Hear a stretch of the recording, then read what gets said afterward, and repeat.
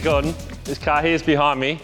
Been here all day waiting to see what's under the covers. Meant to be an ultimate escort build. Let's see if you can blow my mind. Can we take the covers off now and check it out? Let's have a look. Finally. Convert you from Datsun to Ford. Hey, go easy, go easy. Holy hell. Love the colour, mate. There we go. I'll let you have a look at that for a second. Yeah, take that in. Kind of knocks your socks off, doesn't it? It's got so much stance about it. And you don't see them in tarmac trim much in Australia. Like we see a lot of, under-tired Mark II Escorts. Seeing them forest flares filled out like that, wider rear end.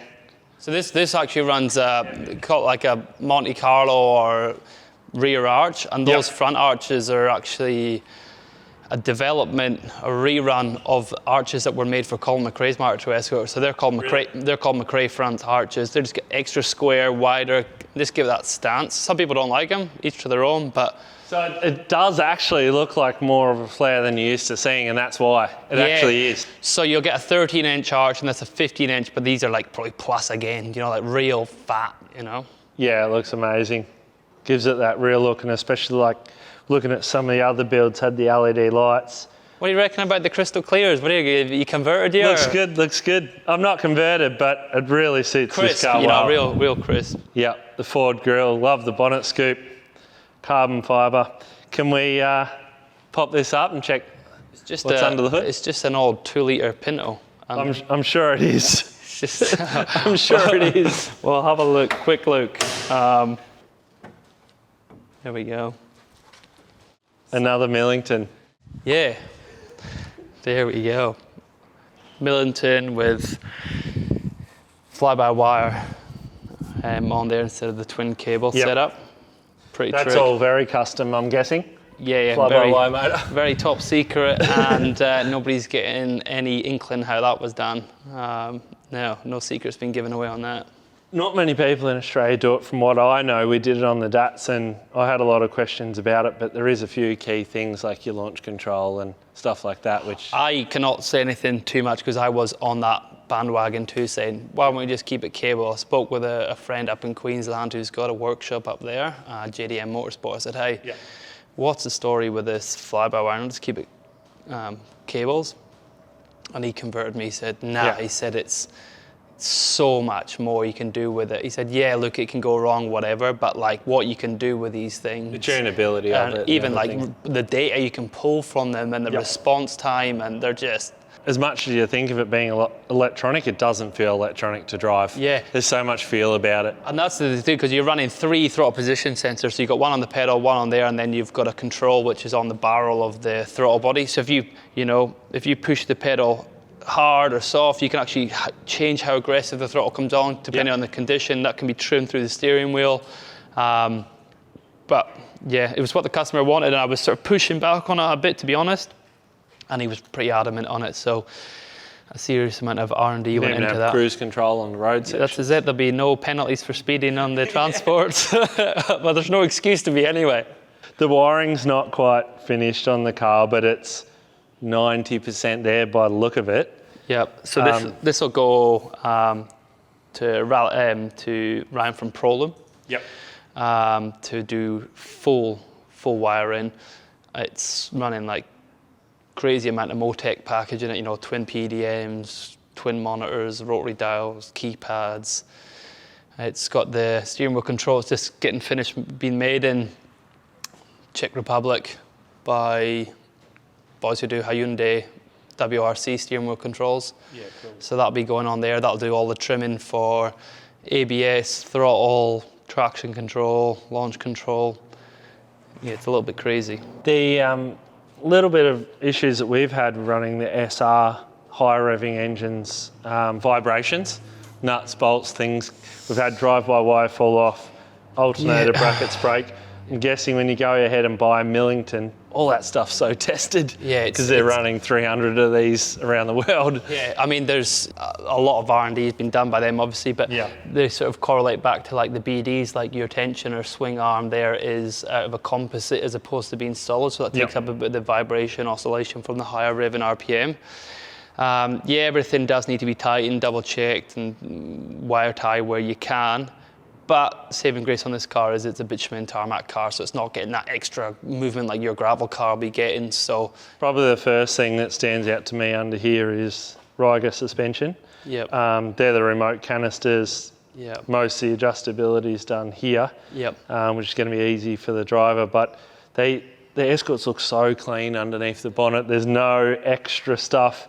Is it all just hidden away, or it's just how the car's been designed? Now, trust me, they don't look like this standard. It's quite amazing actually. When you see it like this, you think it's kind of out the box, and that's where they are. But then if you sort of pan to a street car one, what it looks like with all the holes and this and that, with all the fab work, even just in the front panel, flushing it all off, doing the heater plenum delete on there. Yeah, the brake fluid reservoir will get covered as well, Yeah, so it even looks cleaner again. Yeah, so for the testing and initial stuff, it will be off. But then once it's done, there's a carbon fibre bowl that goes over there and on speed fasteners. Room for a strut brace. Strut brace will be going on later on. Once the wiring and everything's complete, it will just go on. It's been powder coated in black, so it looks quite nice, but there's already talk about a carbon fibre one being made. Oil cooler on the front, tucked away in there somewhere? Yeah, so cooler for the tranny for the Hollanders here, Yep. and then the engine oil cooler. You really can't see that from in there, so that's quite a nice space as well to hide those things away. And like I said, these cavities and voids aren't there factory. You know, these are all things that have been throughout the fabrication, the dry build have been done. So once it gets to this point, it can go in and it looks pretty smooth. Obviously, it's been blacked out and matches all the lines and the thermal fan, and just the mounting's just done nice. So it's all been thought. And that's your own build plate as well, I just noticed. Yeah, so each Flash Motorsport build gets a build plate, sort of running through the spec, what the build number it is, type of build that it is the ultimate spec full build. So if it's a shell only build, it'll just get shell only. What engine, transmission it's running, type of diff and type of cage, and then sort of rounds it up. Yeah, it's a really nice touch. Yeah. Can we shut the hood now and let's go check the inside out? Yeah, let's have a look. There's a lot going on in there for an Escort. A lot of electronics, very modern look. Yeah, there's twin monitors, 5-inch for the driver, 7-inch for driver and nav for scrolling through screens, commands, rotary dial and the guts of it there just for flicking through. There's a lot of fab work's gone in making them work, but yeah, the layout looks sensational, very central as well. And obviously we're really pushing on this central rally safe mount, so you know, both the people inside the car can get to it. Even up the stilo intercoms are mounted up here above the nav. And then running carbon fibre top spec OMP firebomb sprayer nozzles behind and in front on the main hoop in the front bar, as well as under the bonnet.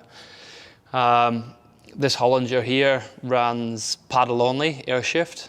No override, no manual. Compressor and tank down.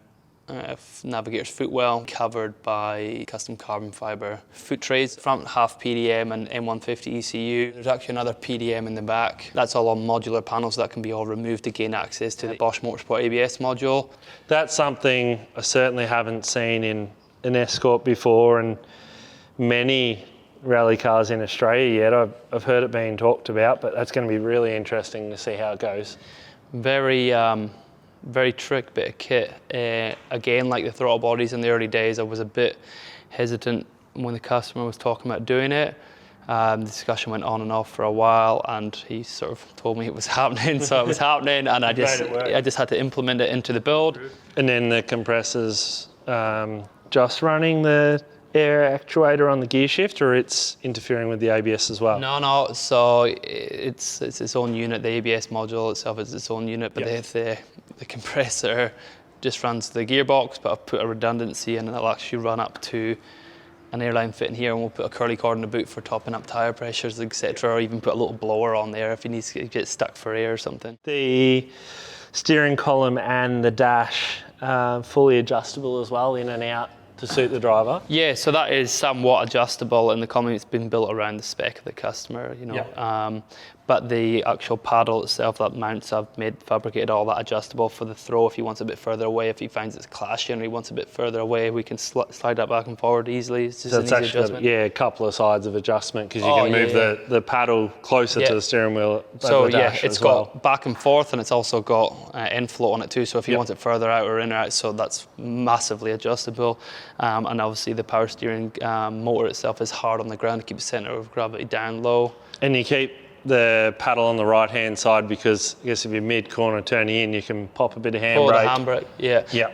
And the pedal box, that looks like a trick bit of gear. That's going to get covered up. You won't see much of that later, but from what I can see, there's a lot of work gone into that as well. Yeah, I mean, that's almost a bit of art in itself. Full custom job there. Obviously, off the shelf tilting parts, but all the fab work behind it. It's running 3 pressure sensors for front and rear masters, and clutch pressure sensor for the ABS and the launch control, and also data reading too, see what's going on at certain pressures. And actually, word on the street is that you were one of the first people in the country to get one of those Monet bias fancy things. So they're very good. They're very handy. So it's running one of them too. Yeah. So and what that is, basically your adjuster on the brake balance, it gives you a digital readout. Instead of guessing whatever. So if you're going into the day as 0, you can knock it back and knock it forward, and you've got a control line, as opposed to just free spinning and guessing what you're doing. And what happens, those free spinners, so much you generally have to dab the brake on and off to reset it or take the tension off the cable. Whereas that just works. It's so good. The dash, just full carbon Mark II dash. Yeah, so it's a full carbon. That's just a void behind there. You've got your under dash bar there, and there's nothing in behind. That's a full cavity there. There's nothing there. Brand new style. Carbon fibre as well, roof vent. Roof vent there. That's off of Rally 2 car. About the nicest roof vent I've ever seen, I think. Yeah, and handy for the co-driver, because you get 2 vents on this side because it's made for a left-hand drive. You might need some ducting across. But when it comes to the ducting, we've got running the twin NACA ducts on the rear. On the rear, yep. And then running onto blower motors on the cage, so they run through there, and then onto the back of the seats. So Race Tech have that vent. The gauze on the back, just for your lower back. Yep. And it'll get the redundancy. We're still in talks about if it's going to get the redundancy be there for the wiring, but it might get the cool suit hopper on there as well. Yep.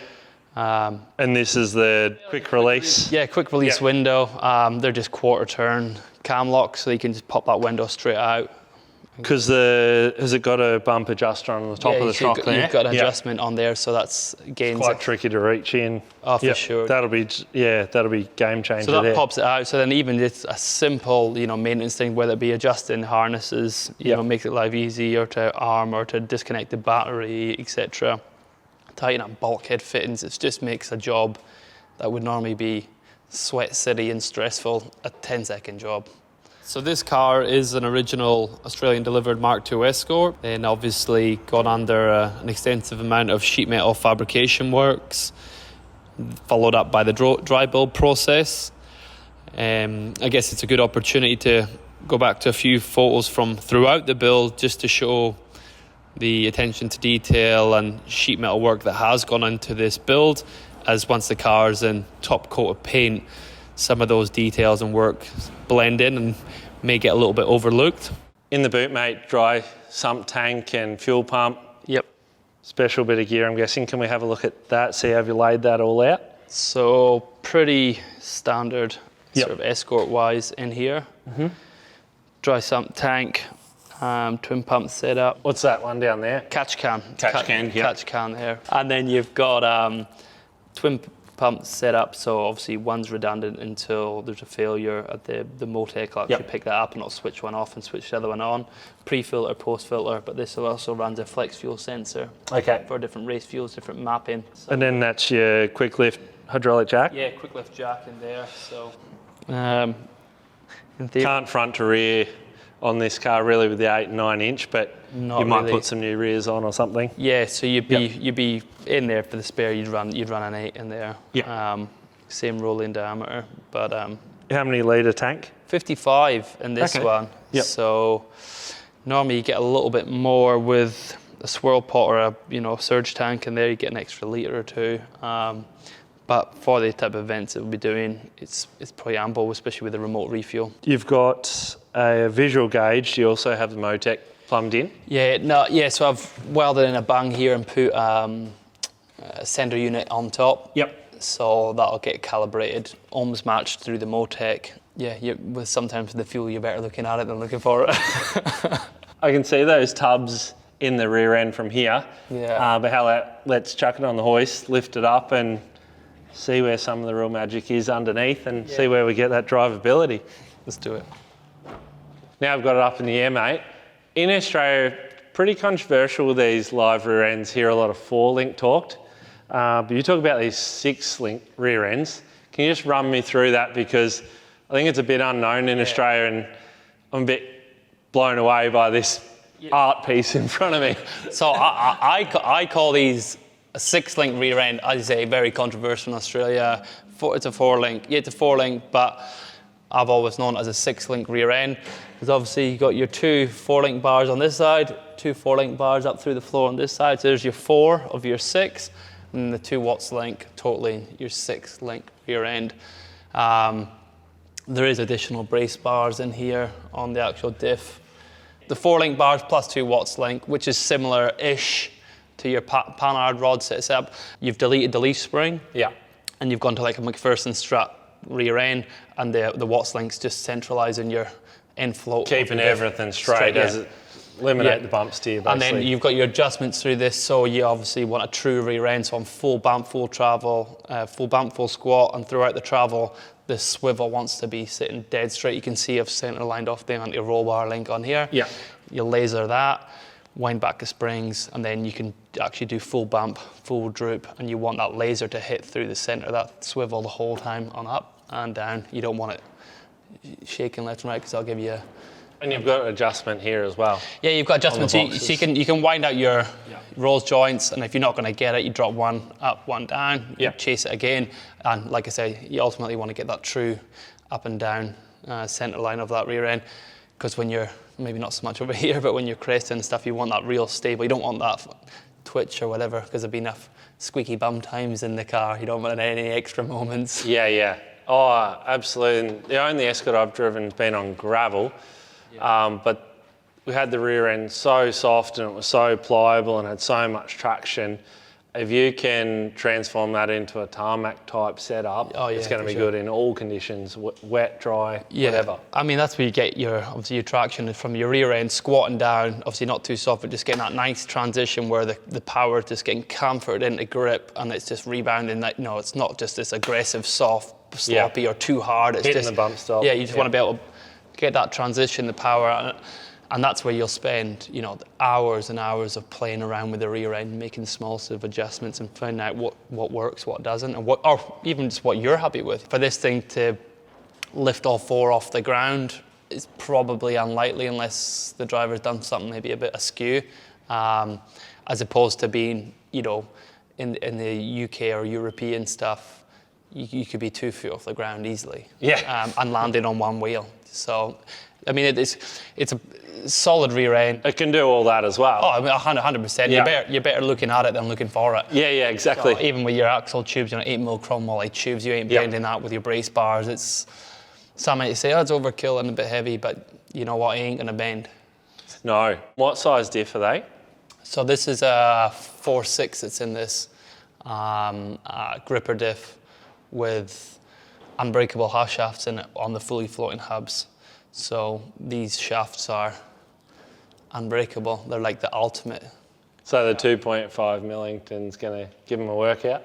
Might give them a little bit of a stretch, but she should hold on. Hopefully they hold on. Yeah. But obviously run a couple of spares in the package, but you've not got left and right, same size as central pinion. Okay. So you can swap them in and out, and obviously mark them up before you rip them out, so you can never put one on the other side, because you can, the stress rotational or whatever. But I'm just looking at the brakes, AP rear, but I'm sort of blown away by the rear track of the car compared to the front and the size of this tyre. Believe it or not, it's the same tyre front and rear. It's stretched on a 9-inch rear on the back, so it's a 9-inch on the rear, 8-inch on the front, 0 offset on the front. Yep.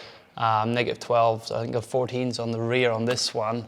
But like I say, same tyre, same compound, same size, yeah. This is a trick bit of kit. Looking at this muffler here, it's got a fancy bit of coating that doesn't look just to be satin black. What's going on here, mate? So with the Millington package, it's full Simpson headers. Yep. And Simpson provided tailbox or muffler on the back, and then custom V-band setup in stainless from the muffler to the headers. But then in stainless, we decided to go down and keep the theme on this build and go for a ceramic coat on there. Hold a bit of heat in, and also for looks, because because of the type of ball. And look, the stainless will last forever and a good note out of it. Oh, it looks brilliant, yeah. But stainless, you know, after a few cycles and bit of racing and revving, it can look a little bit tired. It has that sort of dulls off and almost looks a little bit rusty. When you're running minimal clearance off of the floor, the sheet metal floors, that extra insulation with the heat tape on there, just it's doing as best you can to keep the cabin temperatures down. Yeah, it's pretty awesome. You've got room to run the exhaust over the top of the diff. Yeah. Usually you can't do that. Well, this is where I was talked about previously about the watts, and you need to the watts linkages in the towers. You've got a tall and a small. Yeah. The other way. So you've got to be, your engine bank side for the exhaust has got to be worked out. So on the Millington and the Duratec is down the driver's side. Yeah. The Z-Deck and the BDs are down on the passenger side, so you short would run on there. So, but this one here just gives you that little bit of clearance off of the watts bar here for your tuck. And on the other side, like as the system goes forward, I see you've got like a split tail shaft. Yeah, two. Is that just for the travel of the diff's doing? Look, to be honest with you, this build was meant to go in the direction of getting a single piece carbon fiber tail shaft. Yep. With an Atlas axle, they've got an offset pinion. It's not like a Hilux where it's dead in the center. Mm-hmm. So it actually, from the center line, it eats up into the driver's side. So that was going to be a bit of an issue, but we still get away with doing the single piece carbon. But then when we went to do the seat fitment, we wanted to go for the bigger size Race Tech, and then we had to rebate the prop tunnel. Yeah. And that ate into even more, so we had to go down the route of a two-piece. And it's going to stick to being a tarmac car, isn't it? So hopefully, you know, some of them extra measures you're taking, it'll last quite a long time because the car shouldn't have too much damage under here. It shouldn't, but the customer's a bit ruthless and he shoots from the hip. So if there's a gravel event, he's not opposed to throwing some gravel tyres on it and doing it. And I've been trying to tame him to not be doing that. I'd love to see it on tarmac, but from looking at the inside of the car and the engine bay, it'd be sad to put it on gravel. Oh yeah, absolutely. But like I said, this guy, it's borderline show kind of set up. Yeah. But by no means do not be under the impression that the driver's a bit of a princess. He's built it for a reason. Built to be driven hard. Yeah. And coming forward here, like it's like fully custom Crossman you've had to make, Flash Motorsport logo there, but that's obviously to support the SG3 gearbox, and looking at the inside, it has the paddle shift as well. Yeah, so paddle only, no override manual shifter inside there. Yep. This has actually got a billet spacer to help get the centre of gravity back. So this is a big extended quill in here just to get that weight back. Okay, that's all that's for. Yep. Just to help with the weight, get the weight further back. Everything on this car has been built around the running gear. Up here you've got the dry brake fittings. Yep. They have a couple of benefits. Do you just want to run through why you've done that with the build? So with this build, it's actually got a removable, from the inside, a removable top hat on the transmission. The thinking behind that is just for checking the solenoids on the back of the gearbox for the air shift, so without having to drop a box or whatever, you can actually do it from the inside of the car, check and put the lid back on. But then if you're wanting to remove the transmission, Hollinger are pretty onto it kind of guys, and it's just literally four studs that are on the back of the bell housing, and the back of the box just falls off. This runs pump inside the box for a external transmission cooler. Yeah.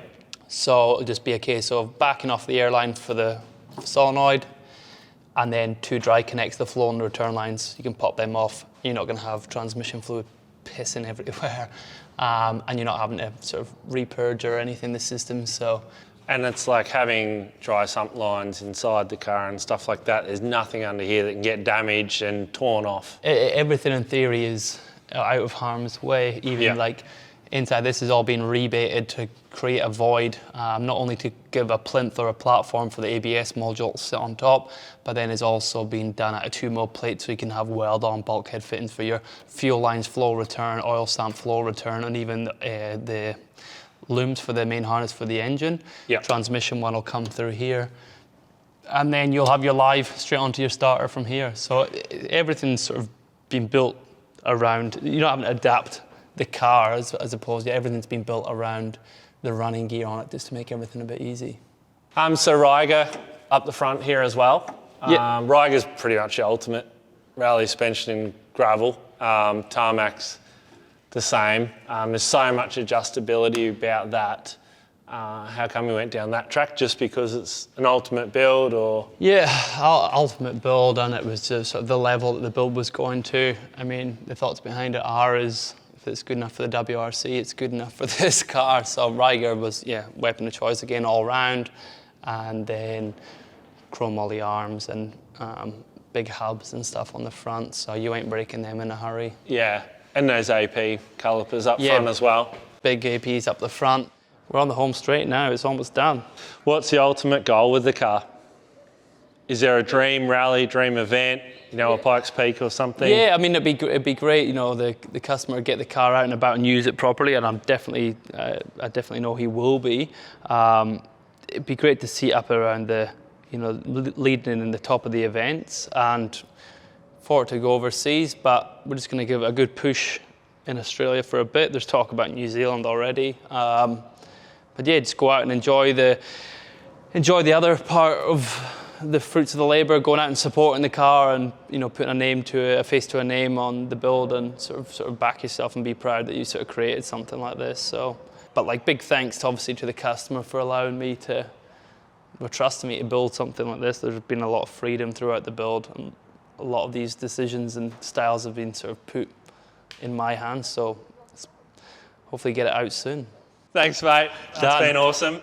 Been a privilege. And thanks for coming down. Cheers.